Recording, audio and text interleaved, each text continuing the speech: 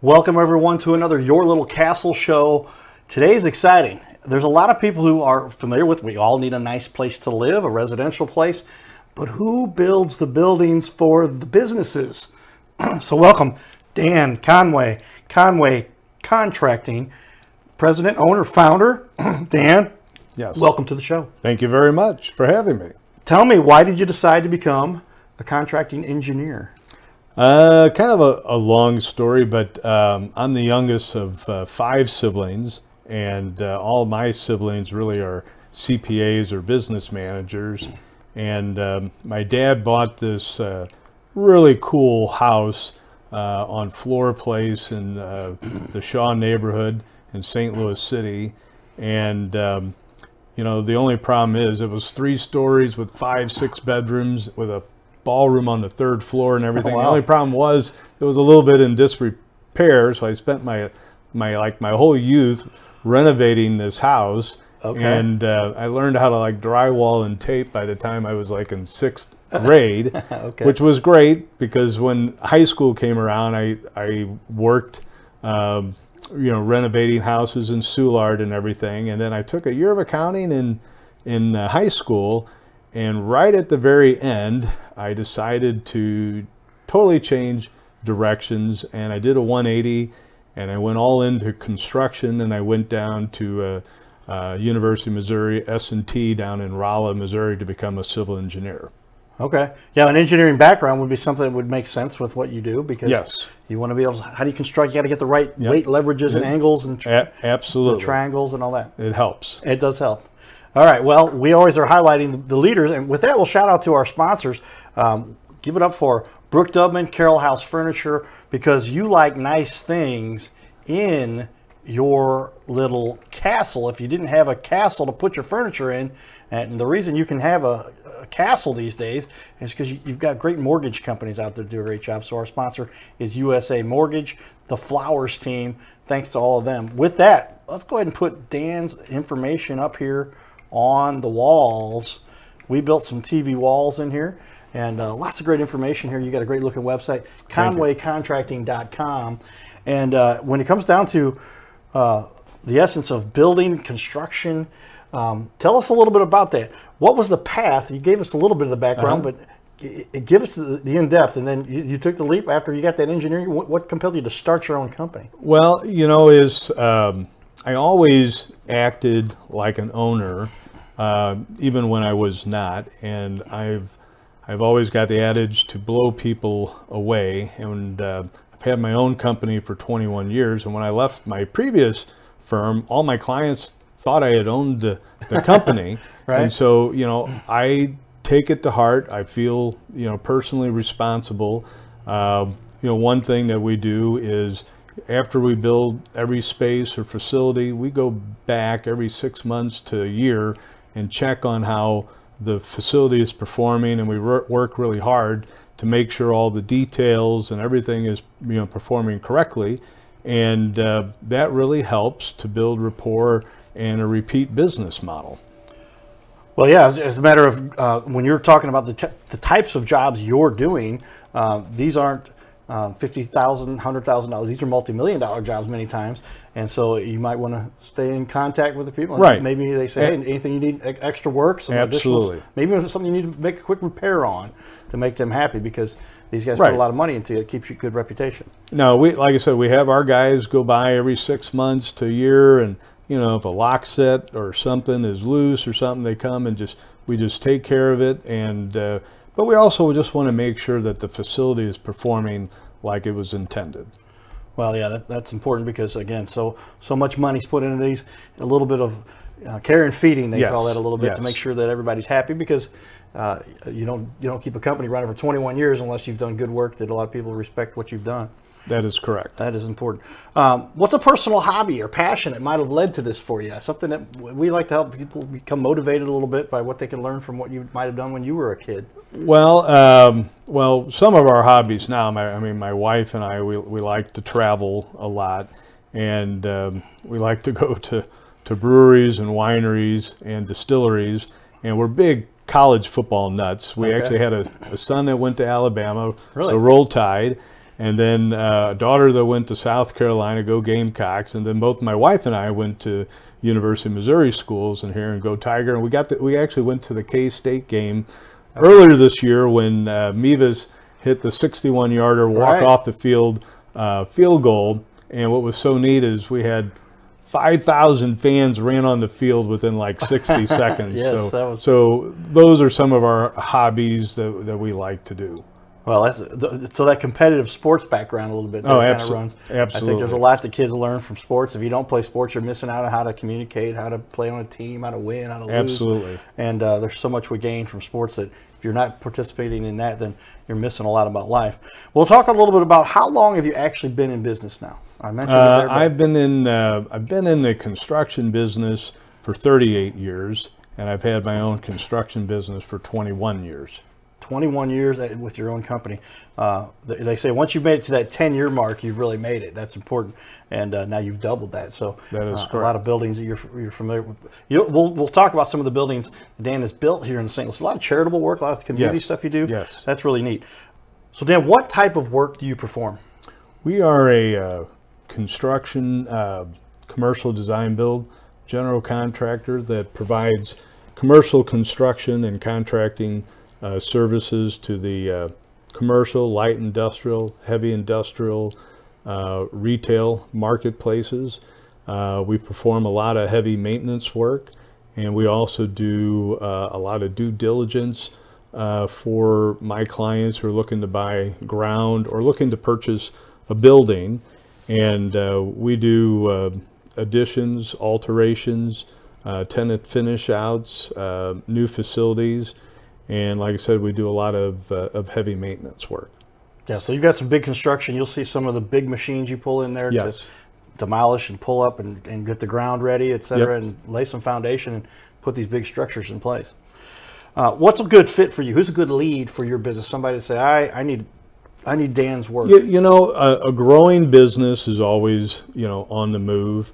We do a lot of work, and we have a lot of relationships with facility managers, commercial architects, commercial real estate brokers.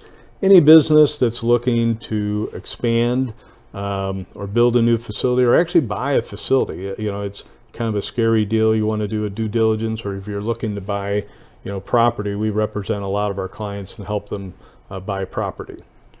Yeah, so as a matter of the whole process, somebody could come in and say, we need to get the land, we need to get the survey, we need to get everything from start to finish.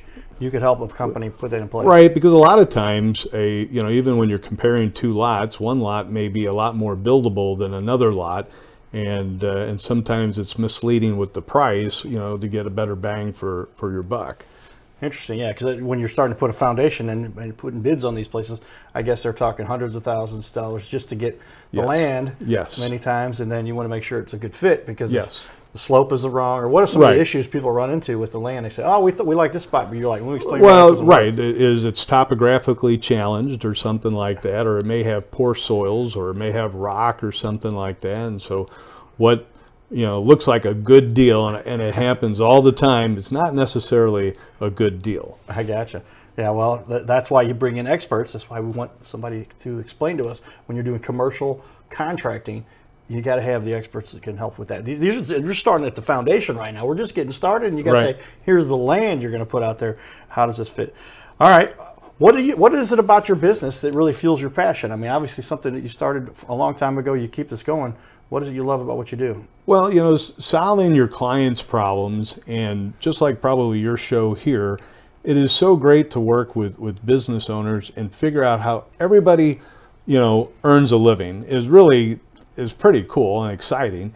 And to work around entrepreneurs, people that are out there, trying to grow their business and everything, it provides a lot of energy, and it's very, very energetic and uplifting to be in that industry. Yeah, I mean, I can imagine a lot of people, everybody wants to build. Kids say, I would love to build big buildings in the town. Who can build the biggest building in town? You're somebody who's actually followed your dream and gone out and done that. We've built a number of buildings, maybe not the biggest building, but we have built quite a few buildings. And tell us a little bit about what types of buildings do you normally focus on? Is it commercial with regard to like glass, or we'll show some pictures. So, well, you know, a good mix is, you know, we've done warehouse buildings, distribution buildings. We've done a lot of heavy industrial where, like, if you buy ice in the city of in St. Louis, we built the Home City Ice plant. Home City Ice, you know, so we've done batch plants for, you know, Better Life, producing their cleaning items. So, you know, I did the, you know, Mark Twain Mall, was a construction manager, one of the buildings out in the mall. You know, so anywhere from retail, done parking garages, very complicated. I've even done fraternity houses, of all the craziest things. Okay. Well, everybody needs a nice fraternity house. You got to build a little extra structure in there, because those guys are a little rough on the house sometimes. And we put plywood behind all the walls first before we drywalled them. That's interesting. Plywood behind the walls, because they might just knock that down a little bit, and then they have a little liquid courage, and you never know what's going to happen. That's interesting. Well, good structure and a lot of confidence that gets built into those systems. Well, tell me then, as a matter of longevity, you've got a lot of great reviews, and we're going to put up on the wall here some of your businesses that have paid attention to you guys and that really like the work that you've done. So I'm going to review that a little bit with everybody over here on the wall. To our right, I'll put that up for everybody to see. Yeah. You can see it. It's on the wall over that side over there. Sorry, Dan. Okay. But Brad Hornberg, civil engineer, he says, I hired Dan of Conway Contracting when my fraternity at Missouri S&T in Rolla was contemplating a new chapter house. Dan and I worked together with planning and design. He handled the contracts, obtained the permits, sources, and hired contractors were needed. And when I suggested new house construction, it would take 2 years. Dan, let's do it in 1 year. So you may just see, I found Dan to be communicative, always willing to listen, and he stood by his work and followed through. Brad Hornsberg, civil engineer. So go back to the place where you know you got some connection there, and you want to. You got to make these guys. Were you part of that fraternity? Or? Not that fraternity, but I ended up, it was the craziest thing. I built 4 fraternity houses down in Rolla. Now, that's the college that I went to, and I started with my fraternity house first. And then when you do good work, you know, the word gets out. That's actually my fraternity house there. Okay. The one over here on this that flashed. Okay. Yeah, the white one. Okay. There. Oh, there we go. Well, let's take a look here. I'll put it up there. We got a number of Dan's work up here on the screen flashing by on us, and tell us when that. But here's some more of this industrial, commercial. There's some the downtown area for the Arch. But your focus is in St. Louis, and obviously a lot of work that you've done here to make it. You know, within 200 miles of St. Louis. Okay. Yeah. So you'll extend a little bit out over into the metro area. We've done work in Kansas City, quite a bit of work down in Rolla, over in Illinois, and you know, Collinsville area. Okay, got another nice review here. Let's give everybody a glimpse here. As the owner of ABBC Co. Service Corporation, I utilize Conway Contracting for the renovation and to build our newly purchased 12,000 square foot corporate headquarters warehouse in St. Louis, Missouri. Dan and I worked together, planning, design. All the employees were very happy. Dan and his team were always available. John Piesky, President and CEO, ABCO. Of ABCO. ABCO, yeah. I've seen. I got the sign on the highway. You can see them on Highway 70. Is that the building? No, that's a different one. These guys are down in South County in Green Park. Okay. Yeah. Well, a 12,000 square foot building. Obviously, there was a lot of work put into that. And this is what you do. Yes. Okay. Cool. All right. With that, we like to talk about what is it that really sets you apart. Tell me if there's something you could say over the years of your work putting together a successful business. Give me a couple tips as something that really sets you apart. Well, you know, in commercial construction, you know, it really is all about the details, and you really want to get the details right and review a set of drawings for its buildability, and if the details are details that are going to perform, you know, in the long term. And so we really look at that. We're very proactive. Another thing we do is we do training every single month with our staff. You know, we review things from, you know, earthwork, pouring concrete, you know, to setting steel, doing HVAC systems, electrical systems, fire protection. You know, we want to make sure that we're knowledgeable, leading edge, and we're doing the details correctly. Tell me, what is the difference? A lot of people are familiar with the residential side of construction. Yeah. How does commercial construction differ from what you see when you're doing? It's really the quality control is, I mean, to give you an idea, the whole residential business, you know, you got all the foundation repair businesses and everything. Well, we can never be in a point that we got to repair a foundation. Is the quality control of doing earthwork and compaction, you know, is not as existence in the residential as it is in commercial. So everything is belt and suspenders when we're doing earthwork, pouring concrete, doing a structure. You know, you don't hear, you know, foundation repair companies over in, you know, typically the commercial building sector. So it's a lot more stringent. And is that because there's so much more at stake for them? There's a matter of, we've got a big business that depends on this. A house can potentially, not to say there's anything less important, but if they're out of the house for a couple of weeks, or a month, a business can't afford to be shut down for that long. And there's just more. Right. Now, you know, I tell you, is the residential construction, you know, these guys are geniuses to be able to build a house for that price point. And, you know, they've got to get it done, you know, quickly. They do an incredible job and everything, but there's a certain price point there. You know, in commercial construction, you know, you can't afford, like you said, downtime or anything like that. And it's just a different level of construction. And, you know, it's a different price point. And, you know, you can't ever be down. You can't afford to ever come back to a project. I gotcha. Is that where the term commercial grade comes from? I say this is commercial grade. Yeah, commercial or industrial grade. Okay. Yes, or institutional grade. And what does that really mean? Well, it's just, you know, just like door hardware or something like that. You know, residential grade is what we would consider kind of like a lower grade. You know, and it may not, you know, like residential door hardware may only get used 3 or so times a day to go into a bedroom, where you have like a school facility or something like that, institutional grade. You know, somebody may be using that door handle, you know, 200 times a day. Right. So, you know, the stuff has to last and perform. You know, it's just being used a lot more. Yeah. The closest thing I have any connection with there, I was looking at lawnmowers, similar concept though. They said if you're buying this to be a lawn company, the warranty's no good. Right. Well, you've got to get a commercial. Yeah, because I mean, you're cutting grass probably with it 8 hours a day versus you're cutting your lawn, you know, once a week for an hour or two.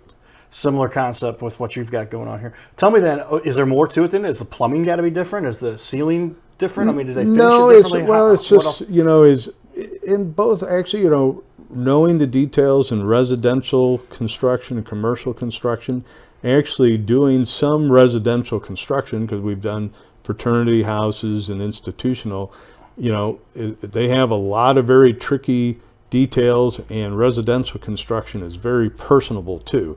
So you've got a lot more contact with people.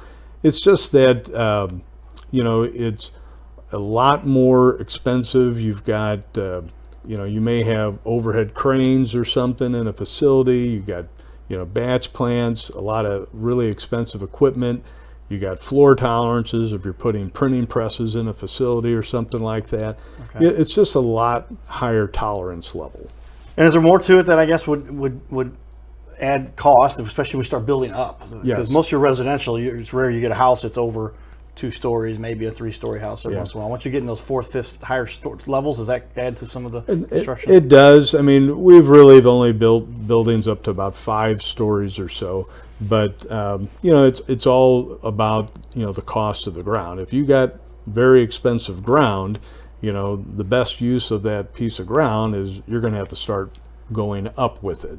And so you'll see a lot of people, you know, as the ground is more and more expensive, or the density is there, you know, people start putting parking garages in and start going vertical, and that project will pay for itself if that's, you know, that expensive a piece of the ground.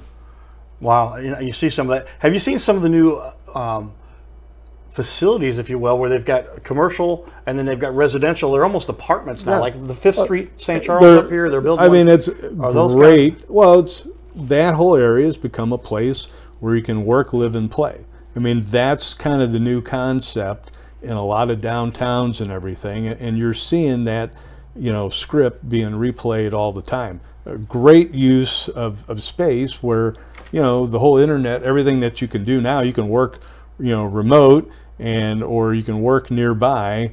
And, a lot of young people like, a lot of, the bars and restaurants and things like that nearby. Great concept. Yeah, that seems great example. Yeah, it seems like we've just kind of become more creative with having all the resources in one place. Yeah. You've got the shopping market around the corner. Yeah. You've got a little quick mart. Well, and you're seeing a lot of that in downtown St. Louis right now. A lot of the buildings, you're trying to build a residential, population, and then have maybe, start with retail, maybe with a little bit of office, and then with, a residential component in it, and kind of get a real good mixed use, going, and Midtown is just taken off in St. Louis City. Yeah, do you really help to get, or are you part of many times helping these companies or these cities revitalize a little bit? As the cities get older, they'll tear down a building and put something new in place. You know what? I grew up and I was raised in St. Louis City. I live out in Kirkwood, but my business is in St. Louis City, and I'm down by Jefferson and Highway 40. I've recently bought a building in that area, and we're committed. It's the hub for the whole area.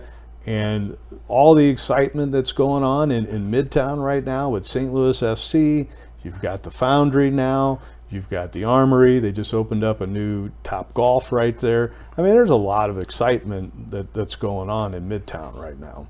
Well, that's the key, having the right commercial presence there, people that are building the buildings in the right fashion for longevity too, because this is... Yeah, and they're doing, like you said, that whole recipe of a mixed use of retail, office, and residential, and they're converting a lot of the buildings downtown and building some new great looking facilities right now nearby. Yeah, well, that's a thriving city. St. Louis is a city. It's 200 plus years old. Yep. And they kind of revitalize. They'll come back and reconstruct a lot of things. And so, how often do you have to tear down another facility and say, "Hey, that built place was nice, but the land is." You talked about the land is so important. To have the right place to put a building, you have to tear down something and put something new on top of it. Well, all the great sites are gone. And probably everything like east of Grand's probably been built on, or east of Jefferson's probably been built on 3 times. Okay. And everything probably east of Grand, has been built on twice. A lot of things are still on their first generation, but you see it now as the patchwork quilt has filled in for the central part of St. Louis, which I think is very exciting. Is all these new facilities are going in, and I think slowly there's just been a nice buzz going on in St. Louis. The word hasn't completely gotten out, but if you'd see the crowds that are coming down to the Armory and the Foundry and everything, you'd be blown away. Yeah, I do. I've visited those places a few times. There is so much excitement. It seems like the Armory, back in the day, I played football inside of there. And they played softball in there. Yeah, softball. And now they've kind of essentially gutted that and tore it out and put it, and it's a huge facility. It's a great facility. I mean, I think I've been there when it first was opening up. I mean, there may have been 3,000 or 4,000 people in that place. It's a big facility. Right. Well, and like again, it takes the commercial grade professional builders. Your industry is obviously very competitive. Yes. What do you think has really kind of allowed you to have so much success here in St. Louis? It's kind of a mixed bag. Besides, like I said, the training, working on details, making sure buildings perform. We do a lot of work open book. I'd say probably 25% of our work is open book. And what is open book? Well, what construction can be scary and intimidating. Okay, and and people want to make sure they got a great deal, a fair shake, and a team approach. So we work out like a percentage fee basis to start with some general conditions. And what we'll do is, if they need, what services do they need? Do they already have an architect or civil engineer? If not, I can provide all of those services. We can agree kind of like on a scope of work and 3 or 4 bidders. They may have a couple favorite bidders. We put it all together, and we'll get 3 or 4 bids in every category, and we put kind of a presentation book together, and we all sit together, review the scope, review the bids. You know, they're part of the team. It's a complete team that does it. They really feel like they're part of it, that we roll it up into a lump sum contract and get going. And it's a great comfort level for an industry that's, like I said, a little intimidating and can be a little scary. Yeah, I can imagine there's a lot that goes into this. So then Yes. how often do you have to play nice with the other people that are going to have to contribute? And you got to bring in contractors that Yep. specialize in certain Yep. components and build certain things. And that's where you have to kind of be the Yeah, we overall got to contract- play referee, Referee. if you want to put it nicely. We have to play the referee, and you know, I think we've got a great family name in St. Louis, and you know, we're straight shooters, and that's why I put my family name on my business. You know, my previous owner, he intentionally didn't put his family name on it in case he said, you know, in case I ever have to walk. I was like, well, you know, I'm putting my name on it, and because we stand behind the work that we do. Well, that's where we say if you're doing stuff to help support our community here in St. Louis, that's where we put the cowboy hat on, because Okay. that's what that represents. And there's so often people get lost in the shuffle. They're not Yep. focused on making a difference. They get kind of self-consumed. And as a matter of just doing what's right, stick with the product. Right. Provide that high quality over quantity. You're Yeah. not building 1,700 square buildings. You're focusing on a structure at a time and doing a great job of that. Well, and I have to go to bed at night, and You have to be able to sleep at night. And we have to be belt and suspenders. We've got to have the quality control. We got to do it the right way, you know, because, you know, after you've been doing it for 38 years or so, you know, you can't have, you know, issues lingering around. You got to do it the right way. And, you know, that has, and you know what, not everything does turn out perfectly. And the way you can show your salt, your worth, is that you come back and occasionally there is an issue or so, but you came back and took care of that issue. And that is so important. And actually that endears you to clients, you know, even more so, and, you know, earns you the repeat work. Very important. Yeah, we talk about it from time to time on the show, but you bring up the fact that there is almost always going to be some kind of an issue, Right. something you Absolutely. have to juggle, something you have to take care of. And my dad made the quote we use is, life is how you overcome the hurdles Yeah. of life. The error is not Yeah. why you lose the game. It's how you respond to that error. Absolutely And you come correct. back through and say, we'll make this right. We'll fix it. Miscommunication, misunderstanding. Absolutely. We're going to get it right. Okay, everybody. Well, we've gone a nice half hour here discussion. We got another half hour to talk with Dan, and we're going to go over some more in-depth stuff, like what is the biggest mistake made in the commercial space, because there's a lot that can go wrong, and you want to make sure that doesn't happen to your company when you're building such a space. So stay tuned as we do our second show here, coming here on the Your Little Castle show on ABC here in St. Louis. Thanks, everybody. Giddy up.